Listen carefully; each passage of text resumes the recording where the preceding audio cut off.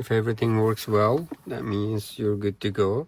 I'm gonna go ahead and take it out and put the frame right here. Take it out. That's it. We're gonna go ahead and put it like that.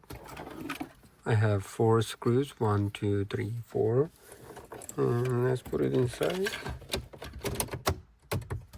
And then let me go ahead and put them and screw them. 1, 2, 3, and 4.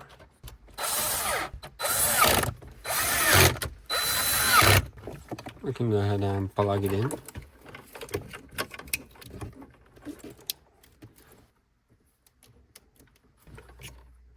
Here is the radio. Now we're good to go. I can go ahead and put everything inside. We want to put 4G antenna and navigation at the top right there. That's gonna get the signal well. Go ahead and put it right there. And you can put everything at the bottom. And you can put the radio like that. But first of all, I'm gonna go ahead and test it. Let me turn it on.